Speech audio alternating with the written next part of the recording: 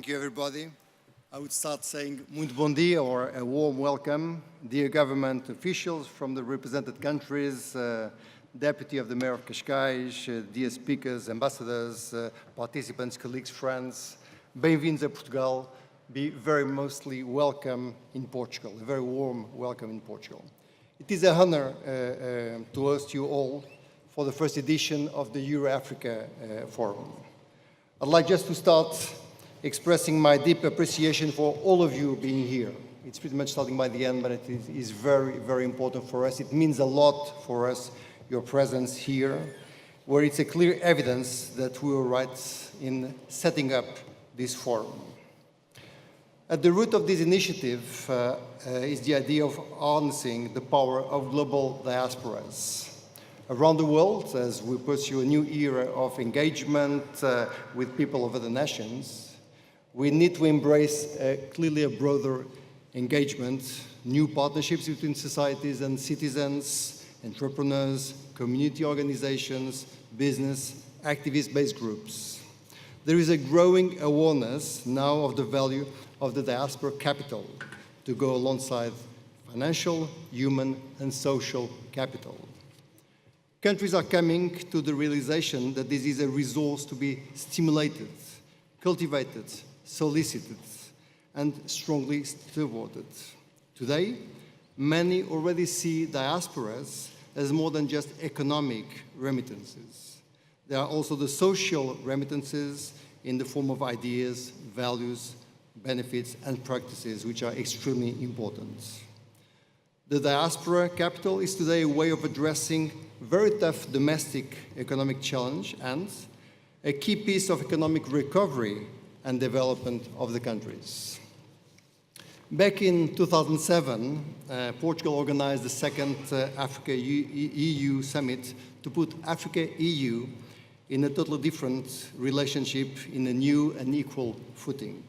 At that time, we foresaw holding a conference that could bring Africa and Europe together to discuss their present relations, but above all, opportunities for partnering common future. On a very personal note, this is a long-time dream that comes true.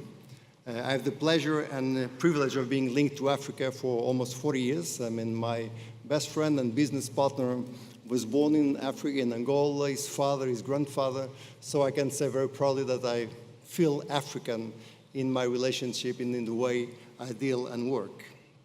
And we are very pleased, so pleased, that the Portuguese Diaspora Council is launching this first edition of EurAfrica Forum.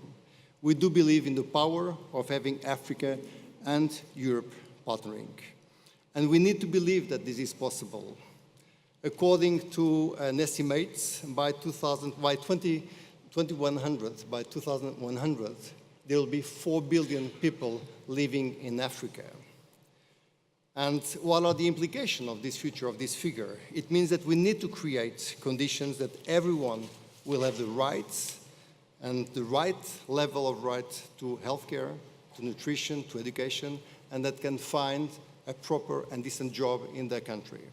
It means that we have to act now, not just to invest more, but to invest more wisely and smartly in this future. That's, I'm sure, all of us desire for us, for the next generations, and certainly both for Africa and for Europe. We believe that the topics that we choose, crafting trust, multiplier effects, the fourth industrial revolution, and the role of diasporas are timely and relevant for most of you. We're able to secure probably the most high-profile speakers coming from the civil society, entrepreneurs, activists, bloggers, businessmen, arts, culture, and certainly a very important delegation of 8 governments, namely Angola, Algeria, Benin, Cape Verde, Egypt, Kenya, Senegal, Tunisia, that will certainly provide, over lunchtime, to debate what we want to promote a very strong relation between all of us at this forum. What are our ambitions at this forum? First, we want to get to know each other, a first absolute condition if we really want to build trust. Second, to share and to discuss common issues and ways to solve them together, once again. We need to build a very lasting dialogue grounded in relations among equals, free from prejudice, from misconceptions and all pointless reasons, a meaningful dialogue. But we also need to go beyond. We need concrete actions to those that can have the means and willingness to make change happen, as exactly Tora was mentioning at the very beginning. Just before ending, I would like to have very strong words and the final words for gratitude to all our partners that have trust that it will be possible to set up this conference. First, to the President of the Portuguese Republic, President of Portugal, which is also the honorary President of the Conselho de Diaspora, that will be with us this morning in a couple of hours. Also, a very deep appreciation to the Minister of Foreign Affairs, our honorary Vice President, for all his encouragement and institutional support to this initiative, which has been very important. Also, a very strong thank to our sponsors, to the Turismo de Portugal, to the Mayor of Cascais, or the City of Cascais, Motengil, and all our business partners.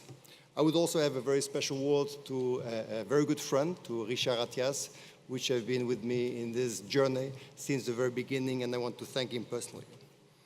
But certainly my final word of knowledge and gratitude is to the team of the Portuguese Diaspora Council for the work that they have undertaken, which is amazing to make this happen today. We thank you certainly for joining us today in this EurAfrica forum, and let's very strongly craft a coalition to make it happen together. Many thanks to be here today with us. Thank you.